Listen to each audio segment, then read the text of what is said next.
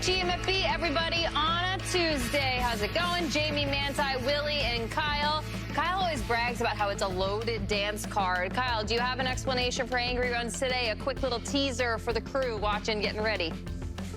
Oh, yeah, I'll go up to the rooftop. The weather is getting worse and worse. Perfect. I signed up to do it all season. At some point, I'm going to be blown right off that roof, I'm telling you. But the dance card today is some old friends, some familiar friends, and maybe even a friend or two from last night's games. Kyle, a couple weeks ago, when you were first on the Angry Terrace, I talked to my mom after the show, who watches, very dedicated viewer, and she was like, I'm worried about Kyle. You know, what's he going to do into November and December? And I'm like, Mom, that's the point of doing it on the Angry Terrace. And she goes, why didn't I think of that? That's classic Kyle. So there it is. We're just waiting for that weather to hit, and the precipitation is wildly anticipated for Angry Runs.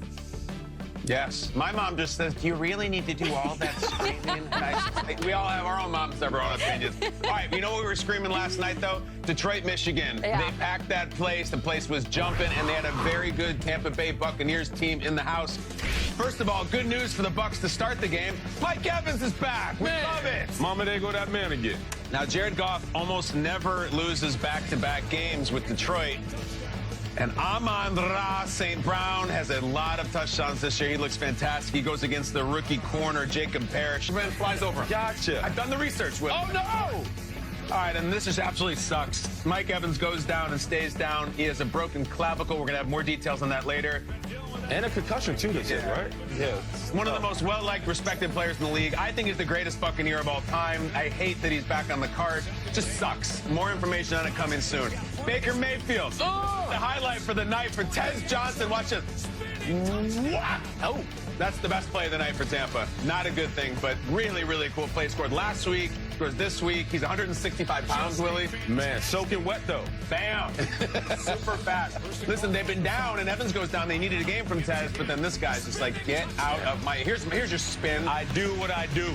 This was the best player in the building last night, guys. Jahmyr Gibbs was insane. Fourth quarter now. Baker's gotta have it. This is Baker time. Less than 5 to play, down 15 points. He throws it to the end zone. Oh, no! Tried to get Ibuka back there. You know, Baker was just a little short or a little high, kind of all night. It wasn't his kind of night, and the Detroit defense was really, really gritty, tough, almost heroic considering how many people were down for them. And then on a 4th and 8, just doesn't have it. 9 points for Tampa. The Lions pass rush got after him all night, man. He seemed like he was pressing. Everything seemed fast, seemed sped up. It was a tough day for Baker Mayfield. Look at Gibbs doing a selfie with the woman in the stands. 24-9, Tampa scores 9 points. Credit that Detroit defense. They were a much better team last night. Let's hear from our guy, Dan Campbell, and let's hear about from a very frustrated Baker Mayfield, and very candid as well. Focus on the moment you're in. Like, hey, man, you got this, we're going to clean it up, and you're about to get 5 days off, you know? So give us all you got. It's a little bit of R&R, you know, clear the mind, let the body heal a little bit, and get right for now, the last push, man. The big push will be here. You know, we get the division opponents. We got 10 till we hit the playoffs, and it's on. So it's good. Still pretty damn confused about the double review. A lot of things in that game that a little questionable, but a lot of frustration at the end of that. It might be displaced onto John Hussey in the moment, but I work off and I put a lot into this game, so when things that I don't seem are deemed fair, I'm going to let somebody know, and that's good, bad, and different. That's a take. That's a stance for Baker to full name the head official from the game. It just wasn't a great night for the Buccaneers all around on Monday Night Football. Manti, really cool in terms of Dan Campbell saying you got to get right. The Lions are really good recently after losses. That's their 12th straight win after they suffer a loss, which they did last week, and boy, did they ever get right. Yeah, that's coaching, right? That's what coaching does. That's what Dan Campbell does. Somebody like that who stands in front of your room and commands the respect of men. That's what that happens. Now, I'll start by saying this. Prayers up to Mike Evans. You know, to KB's point, you never want to see somebody go down like that, let alone one of the best representatives of the Shield in Mike Evans, not only one of the best players on the football field, but does so much for his community off of it. Secondly, Jahmyr Gibbs, he's good. That boy good. Like, that boy fast. He's good. Now, third, let me get to my point. The thing I love about the Detroit Lions is they make plays like this with some of their key players. Penei Sewell, I don't know if you saw this play, but Penei Sewell just clubs a defender, then runs like down the field and tries to make a block. No, he doesn't make the block, and Jahmyr Gibbs looks at him like today. That's what I love about this team. But then again, you see players like Amon St. Brown. I don't know if you saw that one where they ran that option. Yeah. The play was. So this is what I love about the Detroit Lions. Not only those sick black uniforms that they're wearing, but the way that they play, how explosive they are, but how they play for each other with. Yeah, Baker and the night he had, being sacked 4 times.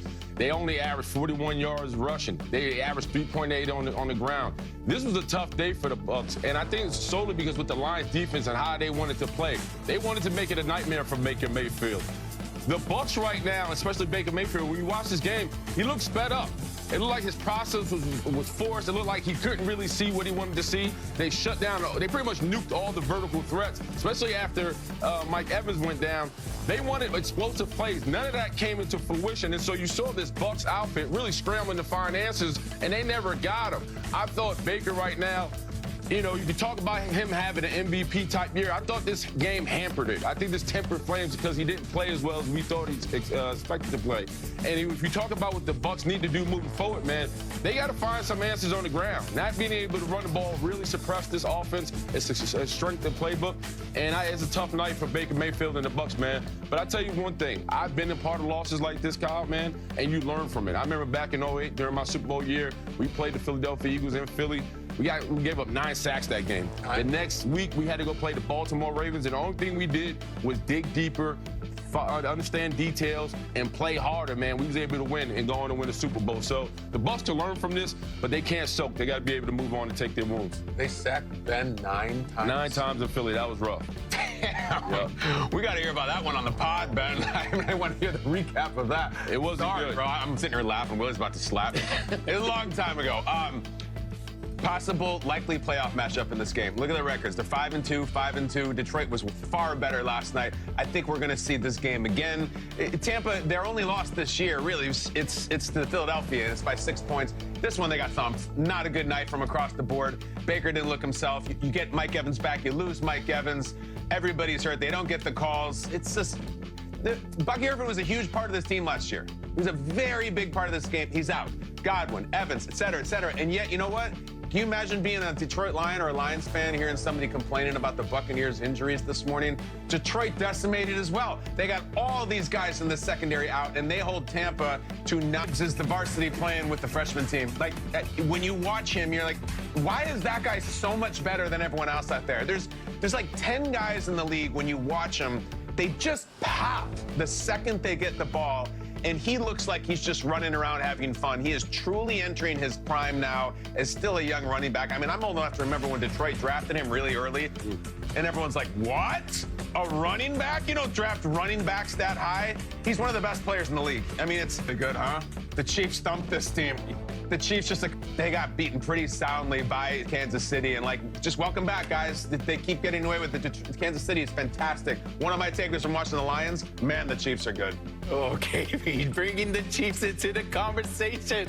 I love that, KB. I want to follow up with one thing that you said about the injuries, right? The injuries on the Lions. That's a secondary that they forced turnovers all game long. But there was no Brian Branch. There was no Kirby Joseph. There was no Terrion Arnold. Guys, Nick White... Kind of like Lions-Bucks, as to your point, could be a teaser to what comes in January. It's what we saw for the past couple of Januaries. What do you make of Bucks-Lions and just the personalities of these cities, these franchises, and what we might see to come with the talent on the rosters?